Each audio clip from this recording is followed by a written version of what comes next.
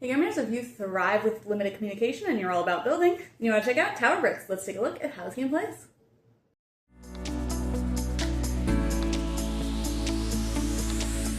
In this game, players are trying to cooperatively build a single tower, and they will have to follow all the rules on any cards that they have as a team, although they will not know what cards their friends have. They will only know what is in front of them.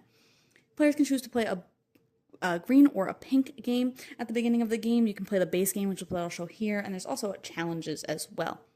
So let's say that we're going to play a green game for that. We will need to use all of the blocks, but we won't need the gray block. For the pink game, you will need the gray block, and you only have to use at least one of each color brick.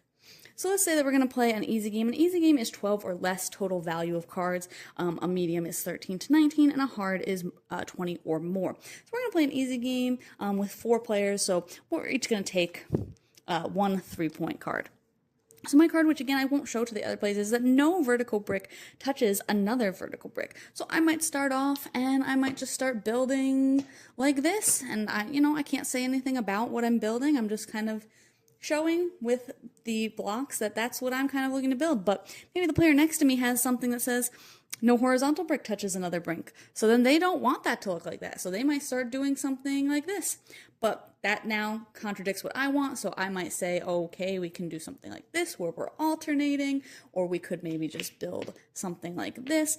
And again, players will go around. There's no real turns. They're just going to kind of communicate by moving blocks around. So if somebody has something where purple doesn't want to touch yellow, then they're going to have to move all this stuff here, maybe put the yellow on this side. Or if they can't have a blue touch more than one block, then they might put something over here like this, and ultimately again, players are just going to have to use all of the different blocks, and hopefully at the end when they've decided, okay, I think I'm good for my rules, they'll reveal all their rules and see if they did it. Players will play 3 rounds, and then they can compare their score, how they did, based on, these are going to be worth 2 points and 3 points respectively, and they compare their score to the chart that is in the rulebook. Again, you can play green and pink, which have different variations of the challenges on these cards. There's a challenge mode where you can play different things, and there's also a solo mode where you can also challenge yourself against some of the bricks as well and just see how many you can do. I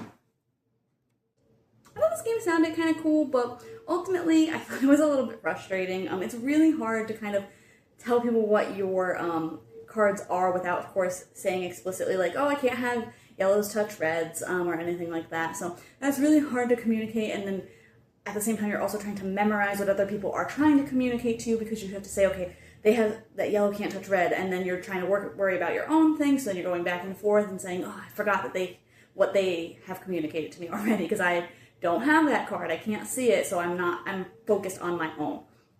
You have to have really, really good communication skills, again, because you can't explicitly state what's on your cards. Ultimately, I kind of wish that the scoring was a little bit more interesting.